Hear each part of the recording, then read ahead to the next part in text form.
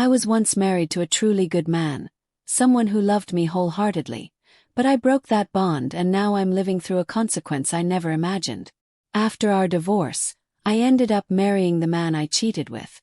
Years later, I found out that my ex-husband had married someone else, someone I never expected. My best friend. David and I finalized our divorce in 2019. At the time, it felt like the most reasonable path forward. He discovered during the early stages of the COVID pandemic that I'd been unfaithful. I had been seeing Caleb, a waiter at a restaurant I frequented. When David confronted me about it, I didn't deny it or try to soften the truth. I admitted everything. I told him I had fallen out of love and believed ending our marriage was the right move. To his credit, David handled the entire situation with dignity. There were no ugly fights, no courtroom drama. We split peacefully, dividing our lives without bitterness. He relocated about 2 hours away to a quieter city near the university where he was pursuing a PhD and had accepted a new job.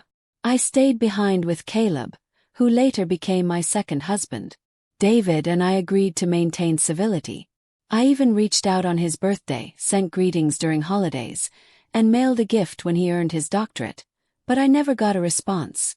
Not even a quick text to say thank you. I found it puzzling, especially considering David's character. He was always the kind of person who sent handwritten notes for even the smallest gestures. My parents, his sister, and several people in our old circle all received thank you cards from him, but not me. Still, I tried to let it go. Maybe he needed space. Maybe the pain still lingered. Meanwhile, I threw myself into my new life with Caleb. He had 3 kids from a previous relationship, and with a baby on the way, we were overwhelmed with the chaos of merging families and juggling full schedules. My closest friend from college, Rachel, was also busy. She lived in the same city David had moved to. A sharp legal mind, she worked as a lawyer and also taught part-time at the university. We had the kind of friendship that could survive months of silence. When we reconnected, it was always as if no time had passed. So when our conversations became infrequent, I didn't worry. The last message I got from her was in late 2021. She mentioned being buried in work, and I assumed she was seeing someone new. Rachel had a habit of disappearing during fresh relationships and resurfacing when things settled. I figured that's all it was. Then last summer, Caleb and I visited the city where both David and Rachel lived. I tried calling her, hoping we could catch up over lunch or coffee, but she didn't answer. I was a little hurt but chalked it up to her being swamped or maybe wrapped up in another relationship. I reconnected with some other old friends instead and did my best not to overthink it. In October, I returned for a Halloween party thrown by a former classmate. I went solo this time. I was hoping to relax, maybe see Rachel, and she was there, dressed as Cleopatra, sipping wine near the bar. When I approached, she looked stunned to see me. Her hug was half-hearted, and her smile barely flickered. "Hey," I greeted, trying to sound upbeat.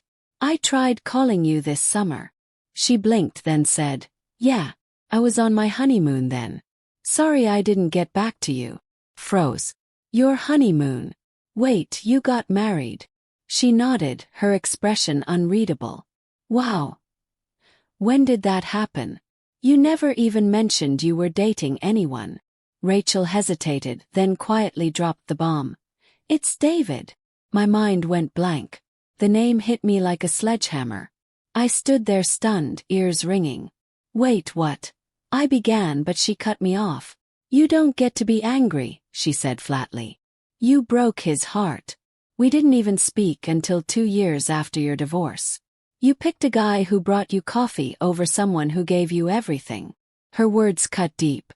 I spent the rest of that weekend drinking too much, trying to dull the ache in my chest. I couldn't believe it. Rachel, my best friend since college, had married the man I once thought I'd grow old with. The man I betrayed. The man I still thought about more than I probably should. And she hadn't even told me. When I got home, something inside me shifted. I couldn't look at Caleb the same way. I grew distant with him, cold even. Kids noticed. I spent hours lost in old photos, haunted by memories I thought I'd buried. David's quiet laugh, the way he pulled me into his arms at the end of the day, how he forgave without words, and the deeper silence he used when he couldn't. After weeks of this, Caleb finally snapped.